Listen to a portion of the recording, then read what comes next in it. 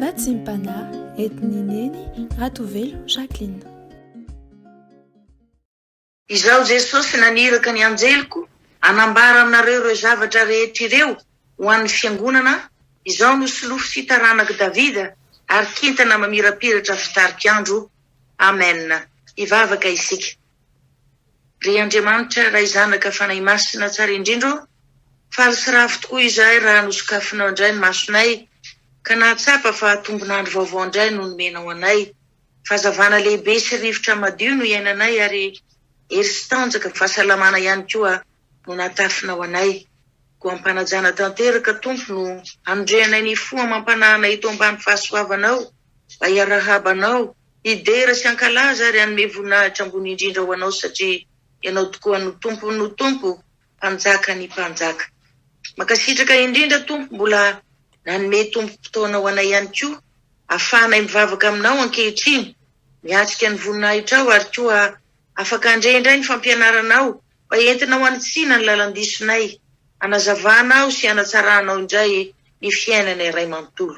Ko mba ahafahanay mandray tsara ny afatrao Tompo, dia mangataka sy mifamindramponao izahay, mba diovy amin'ny rasonao Jesosy ho afa-pahotana tanteraka, mba ahafahan'ny fanahy masinao mitoetra sy miasa mahery ao anatinay, anavao ny fo amampananay, mba ho tonga folonaka ny fonay, handray tsara sy hitahiry ny teninao, ampiatra izany eo amin'ny fiainanay ary koa ampaherezinay koa ny manodidina anay.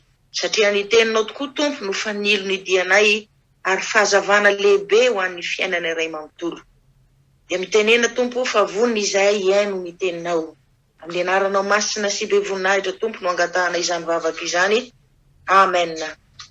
Dia mbola faly miarabantsika mpianakavy ny finoana ry havana amin'ny anaran'ny Tompo, ary faly ihany koa manonona ifahasoavana mba mpiadanana avy amin'Andriamanitra ray sy Jesosy Kristy Tompontsika ary ny firampiraisana avy amin'ny fanahy masina. Amen. Ny teny izay angalantsika fampahirezana ry havana dia izay hitantsika ao amin'ny bokin'ny Isaia. Bokin'ny Isaia toko fa 2:10 ny andininy voalohany ka hatramin'ny 5. Ovakiny izany amin'ny anaran'i Jesosy Kristy Tompony teny. Ary isy solofo mitsimboka eo amin'ny fototry Jese, ary isy mitrebona avy eo amin'ny fakany, ary ny fanahin'i Jehova hitoetra ao aminy dia ny fanahin'ny fahendrena sy ny fahazavan-tsaina, ny fanahin'ny fanoloran-tsaina sy ny faherezana, ny fanahin'ny fahalalana sy ny fahatahorana amin'ny Jehova, ary ho anitra ankasitrahina aminy ny fahatahorana amin'ny Jehova, ka tsy tsara araka ny hitany masony izy, na ampiaiky azy araka ny reny sofiny, fa ho tsarainy amin'ny fahamarinana ny malahelo, ary omeny rariny ny mpandefitra amin'ny tany, amely ny tany amin'ny tsorakazo ny vavany izy, ary ny fofonainy molony no aminony ny ratsy fanahy. Fahamarinana no fisikinany, ary fanahy matoky no fehikibony. Amen. Izany andiny tsoratra masina izany indray ry havana no andraisantsika fampaherezana androany. Dia anotantsika hoe iza moa izany solofony mitsimika eo amin'ny fototry Jese ity. Jesosy Kristy Tompo ry havana no ambara eto fa izy ilay solofony Jese. Dia inona avy izany no ambara momba ity solofony Jese ity? Voalaza eto amin'ity andiny tsoratra masina ity ihany koa fa ny fanahin'i Jehova no mitoetra ao aminy. Izany hoe raha voateraka tokoa mantsy Jesosy Kristy ry havana, dia izao no tenin'ny anjely tao amin'ny tany Maria hoe ny fanahy masina no tonga ao aminao, ary hisy herin'ny avo indrindra analoko anao, fa ny masina izay ateraka ao dia atao hoe zanak'Andriamanitra. Izany dia hita ao amin'ny Luka toko 1 ihany andiny 5:30. Rehefa natao batisa ihany koa Jesosy dia hita ny fanahy masina nidina teo amboniny, ka ny endriny dia tahaka ny voromailala, ary nisy feo avy tany an-danitra nanao hoe ianao no zanako malalako, ianao no sitrako. Marka toko 1 ihany andininy 1:20. Jesosy Kristy ilay solofony Jese io izany dia fanahin'Andriamanitra mihitsy no ho aminy, ary izany no nilazany hoe izaho sy ny Tompo dia iray ihany, ary dia tsy misy izay hanavahana hoe fanahin'Andriamanitra ve sa fanahin Jesosy Kristy ity, satria fanahin'Andriamanitra atao hoe fanahy masina, izany no ao anatin'i Jesosy Kristy, ka dia fanahy iray ihany izany no fanahin'Andriamanitra sy fanahin'i Jesosy Kristy. dia tsy mba toy izany isika olombelona ry havana satria na dia natao hoe nofy iray ihany aza ny mpivady dia samy manana ny fanahiny izy ireo. Ny zanaka sy ray aman-dreny miteraka koa dia samy manana ny fanahiny avy ny tsirairay avy. Izany no mampiavaka an'i Jesosy Kristy amin'ny olombelona rehetra satria ny fanahin'Andriamanitra mihitsy no ao anatiny. Ary io fanahy io dia fanahin'ny fahendrena sy fanahin'ny fahazavan-tsaina, fanahin'ny fanoloran-tsaina sy ny faherezana, ny fanahin'ny fahalalana sy ny fahatahorana an'Andriamanitra. Izany rehetrarehetra izany no toetra ny fanahy ao anatin'i Jesosy Kristy ry havana. Koa izy amintsika izany no mbola asa ilaza fa manam-pahendrena, manam-pahalalana mihoatra noho izany rehetrarehetra izany. Mampalahelo anefa ry havana dia be dia be isika no mbola mihevitra ny tenantsika hoendry, manatsaina ary manam-pahalalana bebe kokoa noho izany. Ka dia masahy manohitra ny hevitry Jesosy Kristy tsotro izao isika, masahy manohitra ny sitrapon'Andriamanitra ihany koa, ary dia manao izay saim-patatsika isika, ary izay rehetra heverintsika fa mety sy mampandroso ny fiainantsika dia ataontsika avokoa.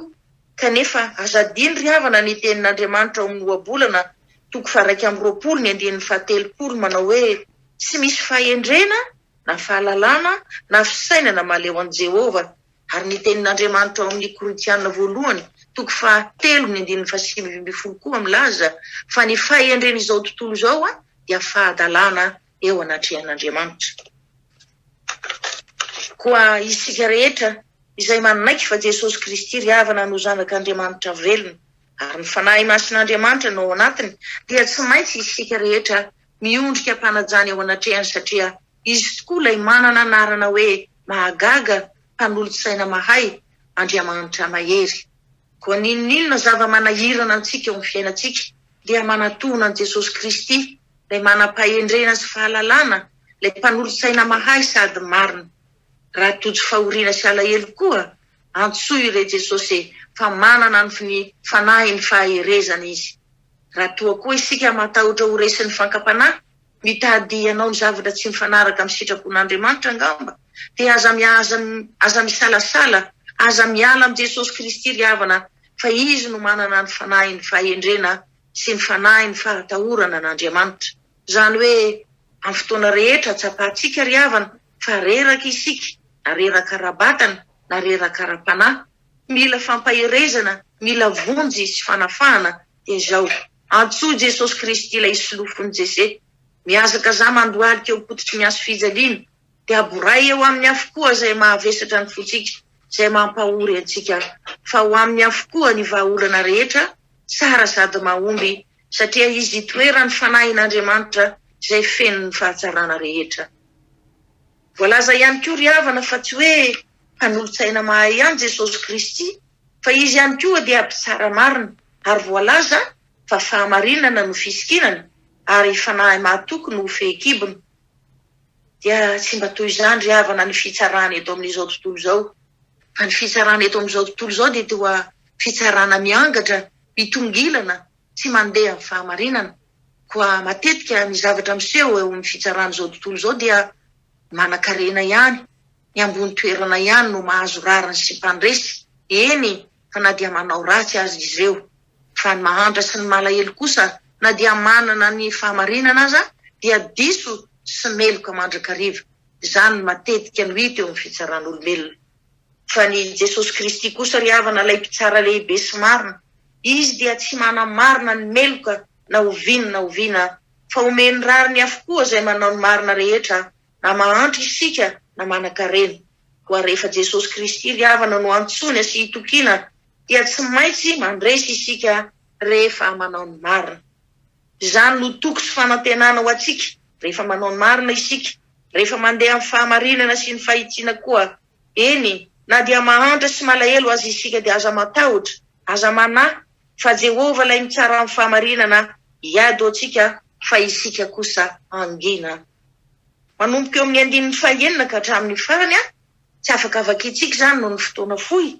Dia be dia be ny zavatra voalaza ao, zava-mahagaga, mbola tsy fahita eo amin'ny fiainan'ny zanak'olombelona mihitsy aza angamba raha azo lazaina, saingy tsy maintsy ho tanteraka kosa ny faminanian'Andriamanitra.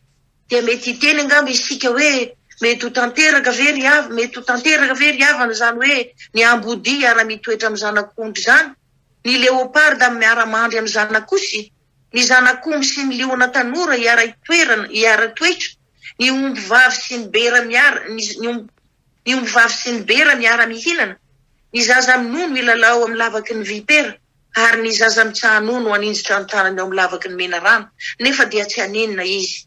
Marina tokoa ry havana fa zava-mahagaga izany, zavatra sarotra inona ihany koa fa ny faminaninan'Andriamanitra dia tsy maintsy ho tanteraka avokoa, satria ny teny rehetra izay lokany vavin'Andriamanitra dia tsy maintsy ho toaviny. Mba hanamarinany ry havana fa ny fanjakan'i Jesosy Kristy dia fanjakana feno fiadanana.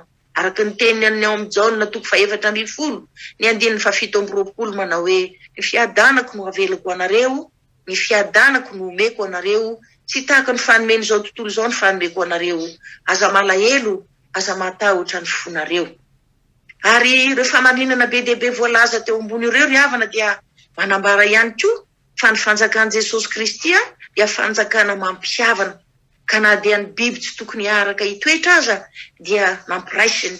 Ny zazakely mena vava koa aza nataony mifandray tsara amin'ny vipera sy ny mena rano, izay fantatritsika tsara fa biby tena masika sy matahotra. Isika ihany koa ry havana rehefa tena mino an'i Jesosy Kristy isika dia tsy maintsy ampihavaniny amin'Andriamanitra ray, satria isika rehetra izao koa dia zanak'Andriamanitra noho ny finoana avokoa. Jesosy Kristy zany ry havana no fampihavanana na ety ambonin'ny tany na ny any an-danitra. Kolosianina 2:20.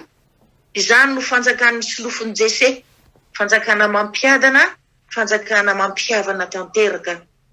Mbola voalaza eo amin'ny 9 manaraka eo ihany koa ry havana fa io solofony Jese io dia mbola navitra manokana ny zanak'Israely, ampody azy indray avy amin'ny jentilisa izay nalehany, anangona ny Joda ihany koa izy izay voaely avy tany amin'ny vazatany efatra, ary dia hofoanany avokoa ny fialonana, ny fifandrafiana, ny fitokotokoana, ary ho ampiraisiny avokoa ny olona rehetra. Zany hoe fanahin'Andriamanitra tokoa ry havana izay ao anatin'ilay solofony Jese dia tsy mahagaga fa fahatsarana avokoa ny ao anatiny, ary ananany avokoa zany rehetrarehetra zany, mbola ananany ihany koa ny hery sy ny fahefana sy fahagagana izay tao anatin'Andriamanitra. Koa dia afaka ananasoa atsika izy, afaka hitay atsika izy ho atsika rehetra izay mino sy mifikitra tanteraka amin'ny ilay solofony Jese. Ny voninahitra dia ho an'Andriamanitra irery ihany. Amen. Ivavaka isika. Mankasitraka indrindra ry Jesosy Kristy tomponay sy mpanjakanay, fa tsy mitsahatra tokoa ianao ny mihevitra izay mahasoa sy mahatsara ao anay, satria efa tongotra tokoa ny andronao ka maika sododiny ianao hanafaka anay amin'ny faratsinay rehetra, hamany geja rehetra izay mbola mamatotra anay, mba hahafahanay mandova ny toetra tsaranao ry Jesosy Kristy solofony Jese, hahatonga anay rehetra ihany koa ray lova aminao. Misaotra indrindra tompo malala, fa androany dia mbola nampatsiahy anay koa ianao, fa ianao ilay solofony Jese no hitoerany fanahy masin'Andriamanitra, po ny fahatsarana rehetra, ny hery sy ny fahefana izay anananao dia afaka dia mitoetra ao amin'ny Jesosy Kristy avokoa, ka afaka hidododonay tokoa ianao amin'ny fotoatsarotra rehetra izay lalovanay. Afaka hamany olanay rehetra ihany koa ianao Jesosy amin'ny lafiny rehetra, fa tsy tianao tokoa mantsy izay hitady vonjy sy fanafahana any ankafa. Fantatrao fa famonjena vetivety ireny tsy maharitra ela ihany koa. Nampafantarinao anay ihany koa fa ianao ilay solofony Jese no mpitsara marina, mitsara amin'ny fahamarinana, satria tsy tiana ho kivy sy alahelo izahay eo anatrehan'ny fitsarana miangatra izao tontolo izao, fa amin'ny fotoana voatendrinao kosa dia ho foana izany rehetrarehetra izany, satria eo anatrehanao dia mitovy avokoa, na ny manana na ny malahelo, na ny ambony na ny ambany, samy ho tsarainao amin'ny fahamarinanao avokoa izahay, samy handray ny valinasany avokoa, na ny marina na ny meloka. Mifona sy mibabokelika eo anatrehanao zay Jesosy Kristy amin'ny fahotana rehetra vitanay teo anatrehanao, amindrafo amela heloka Jesosy. Misaotra ihany koa amin'ny toky sy fanantenana menao anay, ka nahatonga anay hanandrisika anay ino sy atoky tanteraka anao ry Jesosy Kristy solofony Jese, nahatonga anay ihany koa hifikitra tsy hiala aminao ninona zavatra miseho amin'ny fiainanay, satria ao amin'ny fanjakanao tokoa mantsy no misy ny fiadanana marina, ao no misy ny fampihavanana tanteraka, ary ny fampiraisana ny zavaboary rehetra tsy misy ankanavaka, ary indrindra ny fampiraisana anay amin'Andriamanitra rainao. Amen. Ray soampinoana ijoranomasina avy amin'Andriamanitra ray. Ny tompony anitsy lalana ny fonareo amin'ny fitiavana an'Andriamanitra. Izy ny ampiorina ny fonareo sy anantsiny amin'ny fahamarinana eo anatrehan'ny Andriamanitra ray, ary ameno anareo amin'ny fifaliana sy ny fiadanana mba hitombonareo amin'ny fanantenana no ny hery ny fahamasinana. Ho tanteraka tokoa izany amin'ny anaran'ny Ray sy ny Zanaka ary ny Fanahy Masina. Aleluia. Amen.